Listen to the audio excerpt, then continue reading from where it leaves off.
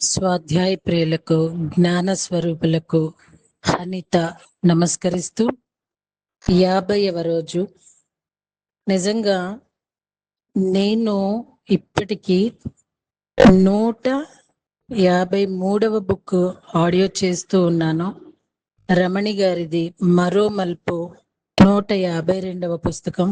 నిజంగా నా ద్వారా జరిగిన ఈ ఆడియో బుక్స్ లో ఈ పుస్తకం మరో మలుపనే చెప్పాలండి. నేను చాలా సార్లు ఆడియోస్ చేస్తూ చాలా మోగపోయింది నా మనస్సు, నా బుద్ధి, నా హృదయము. నా మాట పెగలని సందర్భాలు, రమణి గారు ఎదుర్కొన్న సిచ్యువేషన్స్ నాకు అలా విజన్ రావటం నేను చదవలేకపోయా. కానీ అసలు నాకు మాటలు రావడం లేదండి. ఎలాగా తనని డిస్క్రైబ్ చేయాలో కూడా నాకు తెలియట్లేదు.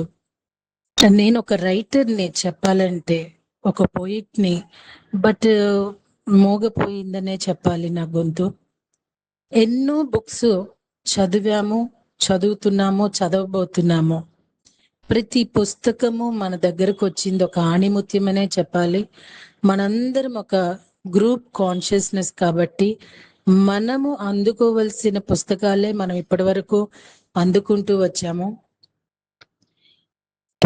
బుక్స్ అనేవి భూమికి పైన గ్రహాల నుండి దిగొస్తాయని మనం తెలుసుకున్నాము. అయినప్పటికీ ఇక్కడ మన మధ్యలో ఉన్న మన పిరమిడ్ మాస్టర్ తాను అసలు ఒక విషయం కాదండి, ఒక రకం కాదు, ఒక మనసుని అదుపు చేయాలంటే అది ఎంత స్టామినా ఉంటేనో తప్ప మనసుని ఎవ్వరూ అదుపు చెయ్యలేరు.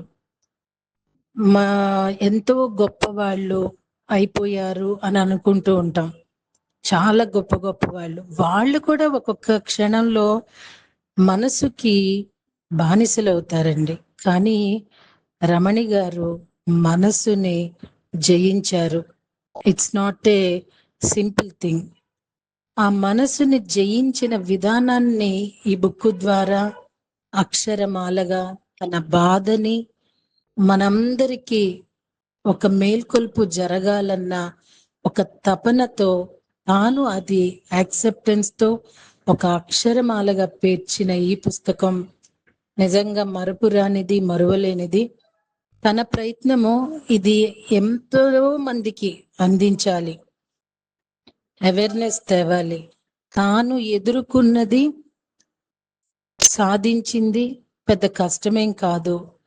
భయంకరమైన వ్యాధిగా ఇప్పుడు చిత్రీకరిస్తున్నారు, కానీ దీన్ని కూడా మనం జయించవచ్చు మనస్సుని అదుపులో పెట్టుకొని అని తను ఎంత గొప్పగానో చెప్తూ వచ్చారు. ఇది పొగడటం అని మాత్రం అనుకోకండి దయచేసి.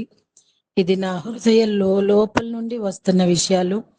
యాక్చువల్లీ నేను ఎన్నో సందర్భాల్లో ఈ బుక్ లో నా తపనని వ్యక్తపరచాలనుకున్నా, కానీ మోగపోయిందనే చెప్పాలి. ఎందుకు మీరు ఇంత ఇది అవుతున్నారు అందరని అనిపించవచ్చు కొంతమందికి. ఎందుకంటేనండి, చెప్తాము మైక్ ఉంది కదా అని నేను ఎన్నో క్లాసుల్లో మాట్లాడాను.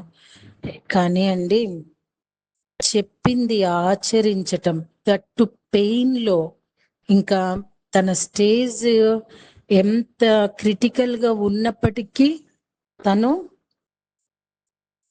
మనస్సుతో మాట్లాడుతూ, శరీరంతో మాట్లాడుతూ, ఆర్కేంజల్స్ ని ఆహ్వానించుకుంటూ, ఎక్కడ తను స్వస్థత పొందుతారో వెతుక్కుంటూ, ఇటు కుటుంబ సభ్యుల ఆదరణ, ప్రేమ. నిజంగా అండి, ఒకళ్ళు స్వస్థత పొందటానికి కుటుంబ సభ్యులు, దట్టు అమ్మ పాత్ర. అమ్మ కూడా తానేది అనుభవిస్తున్నారో తను అదే అనుభవిస్తున్నారు. నిజంగా వీళ్ళిద్దరు కారణ జన్మలు కాకపోతే ఒకేసారి ఒకే వ్యాధితో పోరాడి ఆ పోరాటంలో గెలవటం అంటే ఇది సామాన్యమైన విషయం కాదండి. ఎంతెంతో మంది ఈ బుక్ ఆడియోస్ వింటూ, ఈ బుక్ చదువుతూ అన్మయులు ఇవ్వటానికి కారణం ఇక్కడ ఈ ఆత్మలు జీవించి జీవనాన్ని మనందరికీ కళ్ళకు కట్టినట్టు వాళ్ళ అక్షర రూపంగా తెలియచేయటమే. నిజంగా ఆ తల్లి తాను అనుభవిస్తూ, ఎవరైనానండి, తల్లి అనే పాత్ర చాలా అపురూపమైనది. ఎందుకంటే నా కన్న తల్లి ఒక 2 months క్రితమే తను వెళ్ళిపోయారు. అదే టైంలో రమణి గారి బుక్కులో తల్లి గురించి చదువుతున్నప్పుడు నాలో కలుగుతున్న భావనలు వర్ణనాతీతం. ఒక తల్లికి మించిన ఒక ప్రేమమూర్తి భూమి మీద ఇంకెవ్వరూ ఉండరండి. చివరికి సృష్టి కూడా ఉండకపోవచ్చునేమో.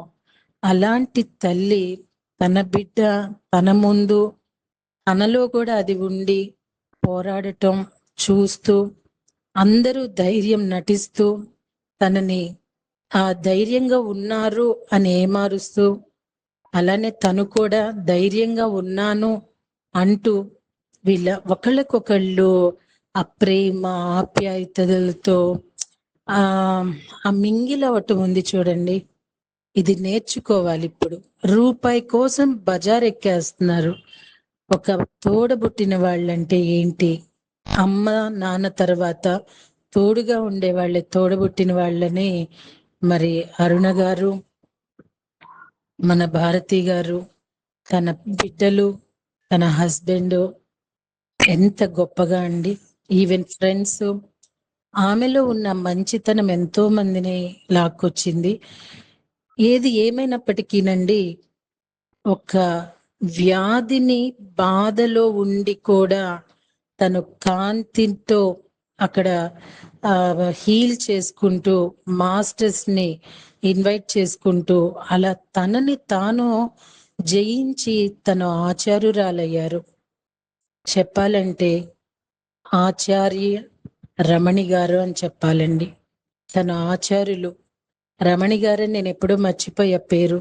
తను అంటే నాకు ఆచార్యులని గుర్తొస్తుంది. ఆచరించటం అనేది సామాన్యమైన విషయం కాదు మాస్టర్స్.